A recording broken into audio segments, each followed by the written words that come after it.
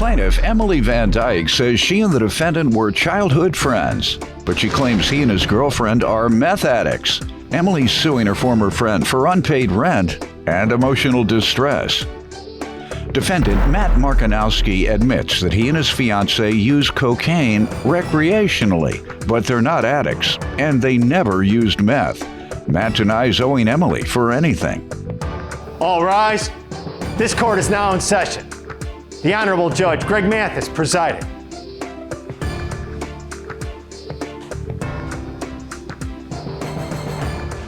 You may now be seated.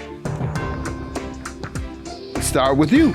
Matthew and I were childhood friends. We've grown up together.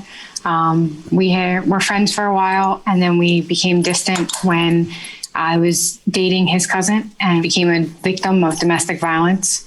After we had stopped talking, he had met Casey. Once he had met Casey, they had began in a relationship. Once they began in a relationship, they became addicted to drugs and became on meth. We had decided to go separate ways. I was getting out of a domestic violence relationship and we lost contact. We had rekindled contact and he had become clean. He was sober. He and Casey were no longer together. We had decided to move into a house together. And once we had decided to move into a house together, the agreement was that Casey would not come because she had 2 kids and that they weren't together. Shortly after moving in together, Casey had been kicked out of her home with her 2 kids and had nowhere to go. So I was forced to have them come stay with us because I couldn't have them be homeless. You weren't forced. You were nice enough. You weren't forced. Yes, sir. After they had moved into the home, things escalated pretty quickly. Matthew was accusing her of getting high on drugs and cheating on her, and just a lot of things escalated. There in the house? Mm-hmm. Let me hear from you, and let me get some background from him. Sir? Your Honor, 90% of what she just stated was false. First of all, me and her are childhood friends. That is 100% correct. She was dating my cousin. She claims to be an assault of domestic abuse, when in all reality, she busted that man's brand new Lexus with a baseball bat with one of her friends, is the reason why he kicked her out of their home. Second part, me and my wife were never broken up, or fiance, I'm sorry, we're getting married in April. We were supposed to get married this month, but due to complications of this court case and the new baby on the way, didn't happen. Neither here nor there. Now, me and Casey were together when she was dating my cousin. We weren't officially together, but we were messing around, we were dating. We never broke up. We never had drug habits. I will say we recreationally did drugs. What type of drugs? Just regular party drugs. We'd be out at the bar, do some cocaine or something. We were hard drugs. No, never. I mean, I guess you would consider cocaine a hard drug, but like I said, it was a weekend warrior thing when we were out at the bars. No crystal meth? No, okay. Never crystal meth. I don't know where she got that one from. Now, the accusing of me accusing my now fiance of cheating is lies. She's the one that would come in between me and my fiance going back and forth, talking about, I think this one's on drugs. I think he's doing cheating on you. You're not good enough. If you look in the evidence packet that I provided, there's actually statements from my mother where she went to my sister, my now deceased brother's wife's baby shower and proceeded to tell my mother all of these lies about my now fiance. And how does your mother know they're lies? Because my mother has been around Casey since I met her. Okay, but she had to have been around her at that point. Man, what was the agreement on the rent? The amount? Maybe I missed that. When we had moved in together, we had the agreement that Casey would not live there, as Matthew and I signed the lease separately with just the 2 of us. The rent was $1,275, and we agreed to split it evenly. Once we had agreed for Casey and her children to move in, we agreed to split the bills 60-40, but keep the rent the same, equal down the middle. And you also made reference to some other bills. Yes, sir. We agreed to split the utilities 60-40, okay. Electric, water, gas. Mm-hmm. We had our heating system was oil. So we paid oil heat. It was astronomical. But we had agreed that we would split those 60-40. Your Honor, sir. can I interject on that one? Yes. I never, and I multiple times called the management company that we rented off of and told them to stop the oil deliveries because we did not need it and they were overcharging us. She consisted to pay them. You didn't need heat? The oil heating is, so there's a furnace in your basement. Normally nowadays we run off of gas. Back in the 1920s to the 50s, they ran off of something called oil heating, as to where they put a 275 gallon drum in your basement and pumped oil heat through the radiators.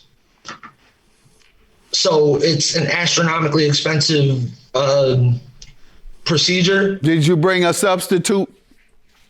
Well, we just didn't need it, and they were charging us every month. You didn't need heat? No, we needed the heat, but they were charging us every month when we would have full tanks of oil. They were charging us $400 or $500 overcharging you for something they didn't deliver? Exactly. Ma'am, is that true?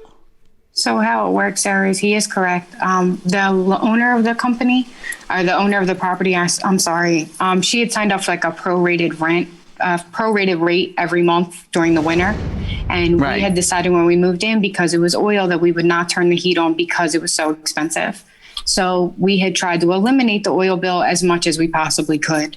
So they did deliver heat. Where did the bill come from? The bill came from a third party, right? Not you. Yes, sir. So the rent, once again, what month says he failed to pay? Tell me what happened to cause either the eviction or him to leave, he and his wife, fiance, to leave voluntarily. What happened? So, sir, on his birthday, I had recently gotten surgery on March 12th. I believe his birthday is March 21st. After surgery, I was home from the hospital and recovering, and she was preparing a dinner for him for his birthday. And I had asked her son to stop running in and out of the house. And he told me he didn't have to listen to me, that he could do whatever he wanted. And he just became very disrespectful. I asked him to stop running in and out of the house because I had a dog that was inside. That's not true. It led to a verbal altercation between his girlfriend and I had said that I had had enough. I felt uncomfortable, that like them living there was just too much for me to deal with after surgery and recuperating. I had no way of relaxing. Things had just. How often had you all been falling out? So it started in December when Matthew was working with my boyfriend on a job in the winter on a roof for his uncle. Casey had told Matthew that they should not split the payment for the roof down the middle because he had a family to take care of.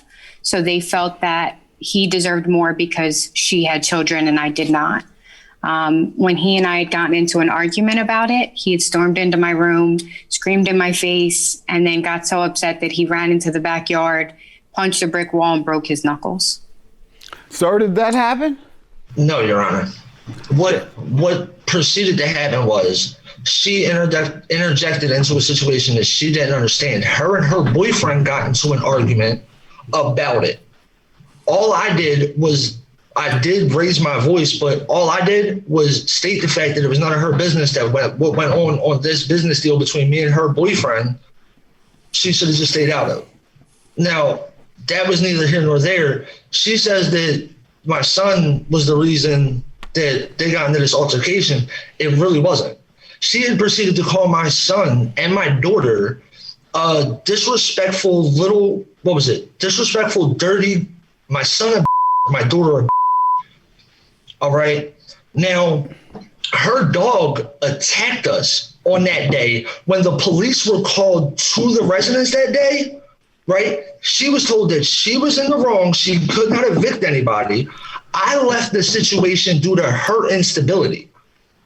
Every other day there was an argument or a fight, or she was trying to get my wife out of there, or she was kicking her boyfriend out. It was always something. Now, if you read the statement from man, when did they move in with you? Matthew and I moved in the beginning. It was actually the end of October, I believe the second week in October. Over a year ago? Mm-hmm. Your Honor, she's suing me now just for a reason to be back in my life. That's it. But you put up with all this for a year when all you had to do was get your own place. No, sir. They moved out in March, right after Matthew's birthday. They moved out. Okay, so what is that? 6 months. Your Honor, within 10 days of moving out of pardon me, ma'am? I'm sorry. They moved out sometime in April. I was how many months is that? 6? It was about 6 months. Okay, like I said. All right. So you stayed there 6 months, endured all this hardship when all you had to do was get your own place? You were already paying $600. Throw a couple on there and buy your own place. You wouldn't have to go through all this. At the time, I was going through a transitional period where I was. You got to put up with it. And when you don't have your own place, you got to put up with whatever. Pardon? Exactly. I was staying with my mother at the time. It seemed like a better situation because she was moving out of her place. She says that it was agreed upon that Casey wouldn't move in. Her and Casey sat down, and my wife is right there. Sir, I'm not going to sit here and listen to you complain and you stayed there for 6 months and you a grown man with your own family. All you had to do is move the first week. What months, ma'am? They moved out sometime in April. They had requested from the management company to be taken off the lease. COVID hit in March and I had lost my job. They had asked me to provide documents saying that I could afford the lease on my own, and I could not because I had lost my job. So I continued to pay the rent to the length of the lease, which was October. So I paid the whole lease in full. The reason that I'm suing is he had made a payment in March and the payment had bounced. So I How much? Required. It was exact amount was, I'm sorry, sir.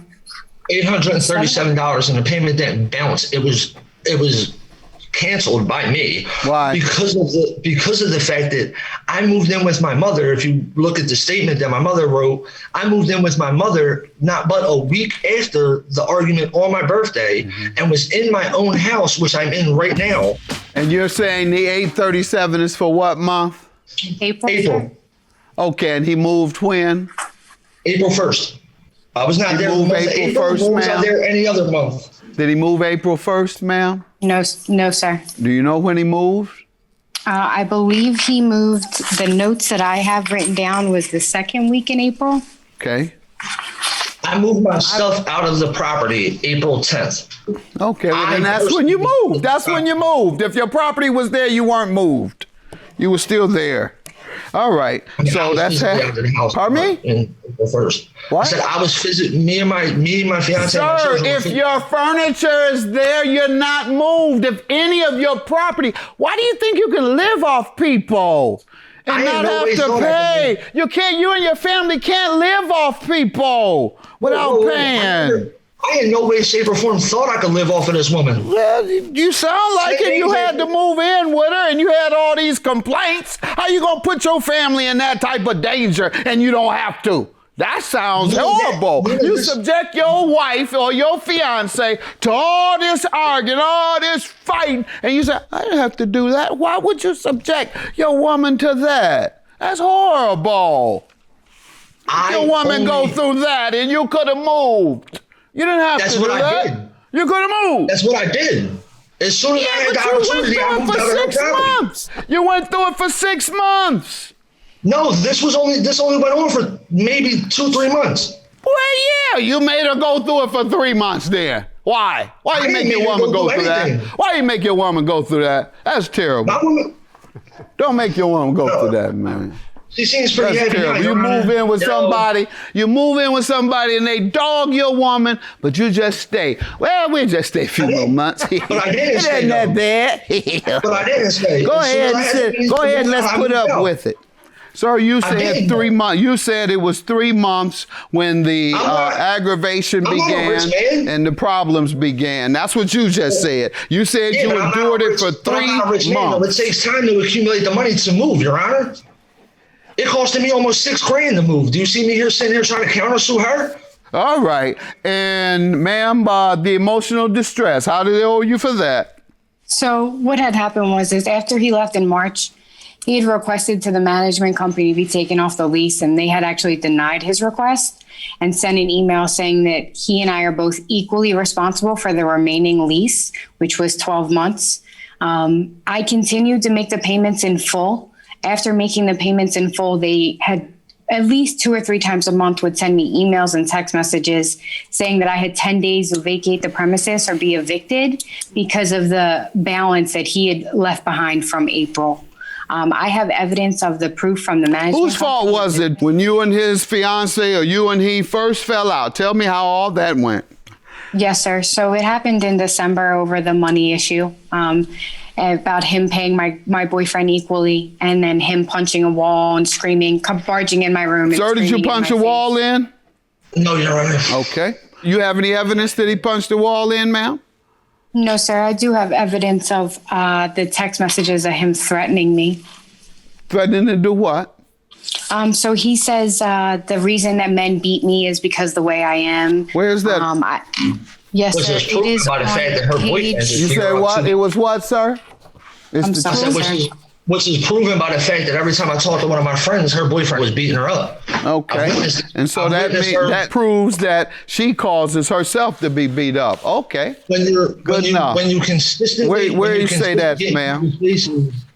I'm sorry, sir. I'm just when you consistently talk, you get beat up if you're the woman. All right, no, I understand. No, that's not it though. You're talking a lot today. To a point, you're talking quite a bit today.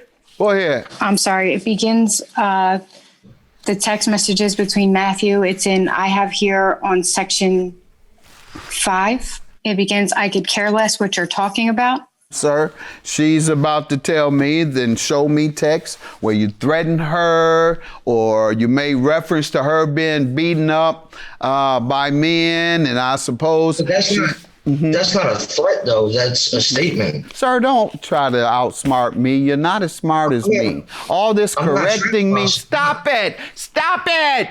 Before I rings around you and you don't even think you're stupid. I'll convince you. All right, ma'am, you were trying to explain to me what it says regarding your interpretation of his text to you. You interpreted part of this as a threat, but certainly I can see the language. I could care less what you're talking about. I'm tired of this childish BS. No wonder why every guy you've been with has you up. I've done everything to keep things calm and peace, but you want to be a for no reason. The cops can't even lock squatters out. I'm trying to tell you why he ain't getting out. There isn't S you can do. To change the locks, you will be arrested. It's a federal crime. Ooh, this is I would feel threatened. I would feel threatened if someone mentions you remind her that you get jumped on by men. Woo! You subject to be traumatized just by the thought of getting jumped on so often by men. You mention that to her, and then you go to cursing her. You tell her you get up by men all the time. She starts thinking, oh, wow, oh, traumatized. Then you go to cursing. I would feel threatened if I was you. And genius, that's the standard. Not that you threaten them. Did she feel threatened? Have a good day. Judgment for the plaintiff. Thank you.